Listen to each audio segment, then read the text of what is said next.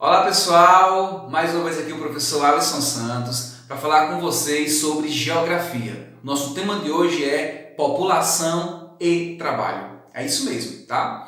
Para a gente entender um pouco mais sobre essa população e sobre o trabalho, precisamos entender o que é PEA, que é população economicamente ativa, certo? E corresponde diretamente à população que está relacionada ao trabalho. Então, essa população economicamente ativa vai variar das pessoas de 15 a 64 anos de idade. Agora, lembre uma coisa, as crianças de 14, adolescentes de 14, 15 e 16 anos de idade, elas precisam estar na condição de menor aprendiz, tá certo? Que é quando você trabalha e estuda, obrigatoriamente tem que ter o estudo, tá certo?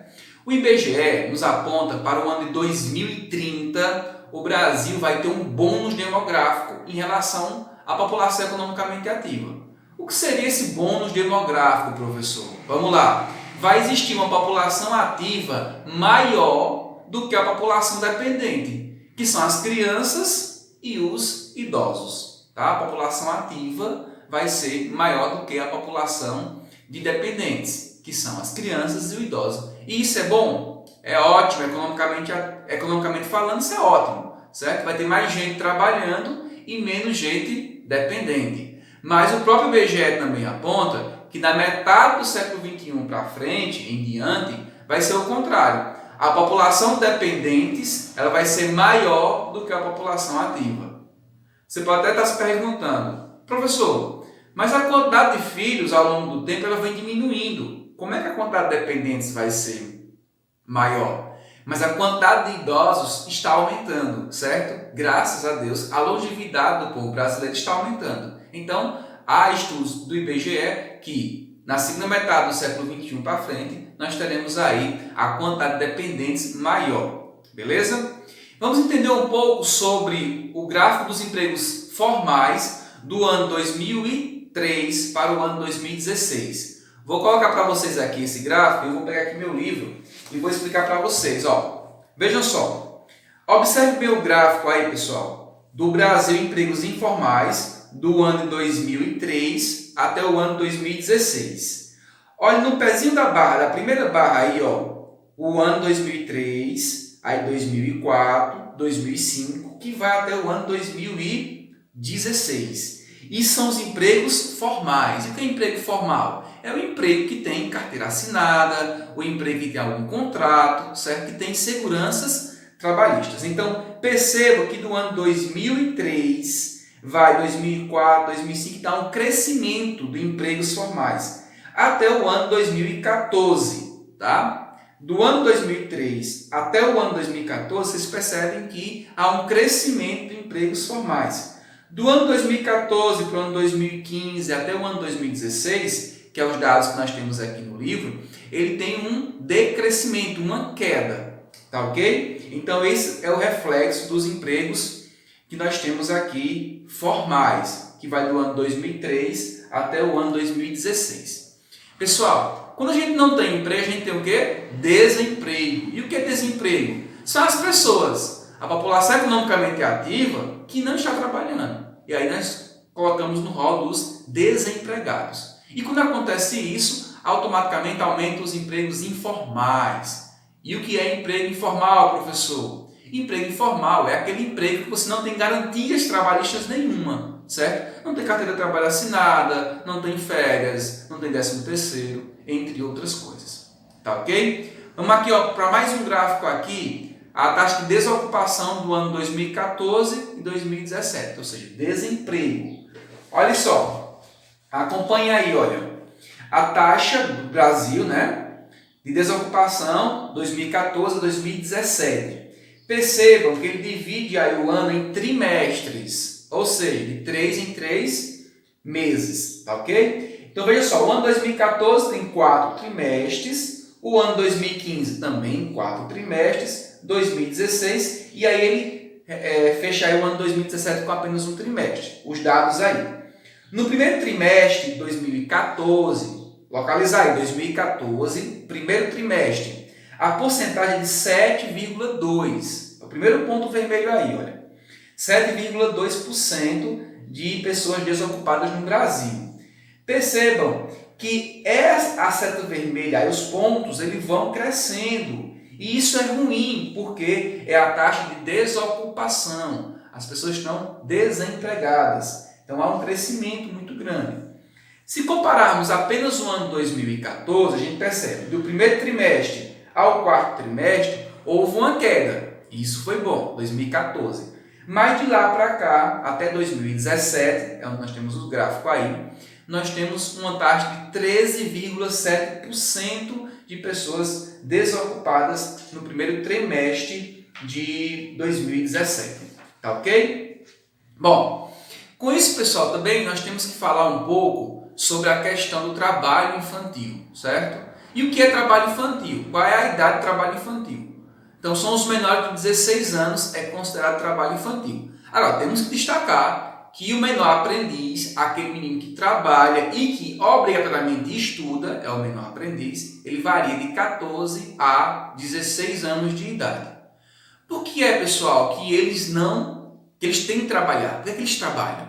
Porque eles precisam muitas vezes de ajudar na renda familiar. Muitas vezes trabalha até meio que escravo, troca por comida só. Recebe um valor bem insignificante em relação aos outros trabalhadores. Tá? Então, é muito triste isso. Olha esse dado aqui para você. Olha a tabela aqui para você. Essa tabela aí mostra os trabalhadores infantis, certo? No ano 2015. Olha, as crianças de 5 a 9 anos de idade no Brasil tinham 79 mil crianças trabalhando. Com idade de 10 a 13 anos de idade, 333 mil crianças trabalhando.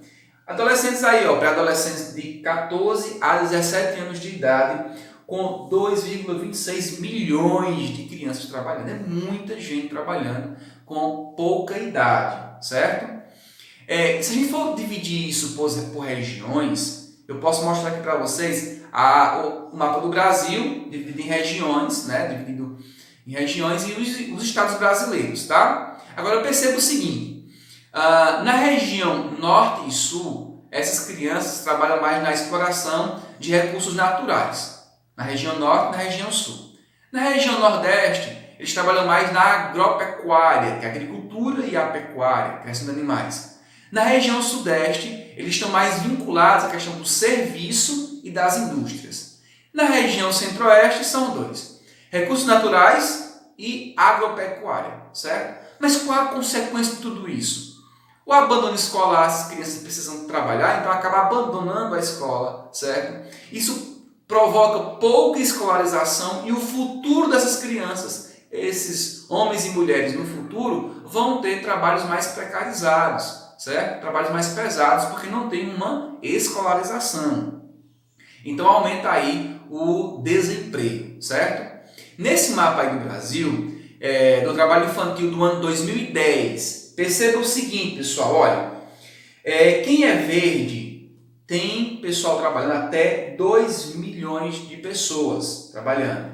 Quanto maior vai escurecendo a cor, ficando vermelho, vai tendo um maior número de pessoas trabalhando, de crianças trabalhando. Isso dados de 2010, ok? Dados do IBGE, fonte do IBGE. Então vamos lá, olha. Os melhores, digamos assim, os melhores estados brasileiros, né, que tem menor quantidade de crianças trabalhando, é o estado do Acre, localizar aí o Acre, verdinho, do lado aí Rondônia, a parte mais em cima, Roraima, Amapá e o Tocantins. Apenas esses 5 estados possuem o menor número de crianças trabalhando. E quais são os estados que possuem o maior número de crianças trabalhando? Vamos lá, olha. Lá embaixo, Rio Grande do Sul, São Paulo, Rio de Janeiro, Minas Gerais e a Bahia. Tá? E o nosso estado, como é que ele está? Ele está o laranja mais escuro, Ceará aí, olha, que varia entre 6 milhões até 10 milhões de crianças trabalhando, certo?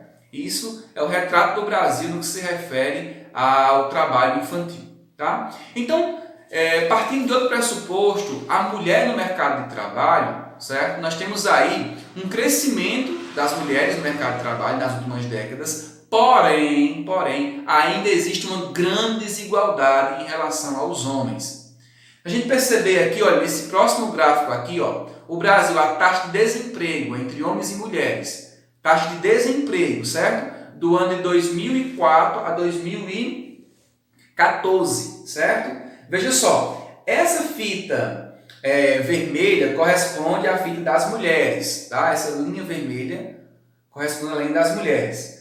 A linha verde corresponde à dos homens. E a azul seria a junção de homens e mulheres. Toda a população de desemprego, a taxa de desemprego. Percebam, pessoal, que o ano 2004 ela é maior a taxa de desemprego do que o ano 2014 em relação às mulheres. E isso é bom, tá? Por que isso é bom? A taxa de desemprego diminuiu, certo? Mas ainda é maior a taxa de desemprego do que a dos homens. Percebam aí, olha, a fita verde sempre está abaixo, ou seja, existe menor desemprego entre os homens do que em relação às mulheres, tá ok?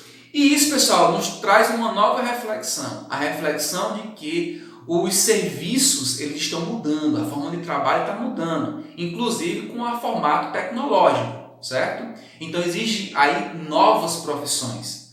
Os serviços pesados eles estão sendo trocados por maquinários, certo? Então o mercado exige agora qualificação. E essa qualificação, especialmente qualificação digital, certo? Uma qualificação voltada às tecnologias, tá ok? Então novos empregos estão surgindo, novas profissões estão surgindo, certo? E quem é mais qualificado, quem estuda mais, terá os melhores empregos. Quem estuda menos, terá menos emprego, ou podendo ficar aí na parte à margem da sociedade em relação ao emprego.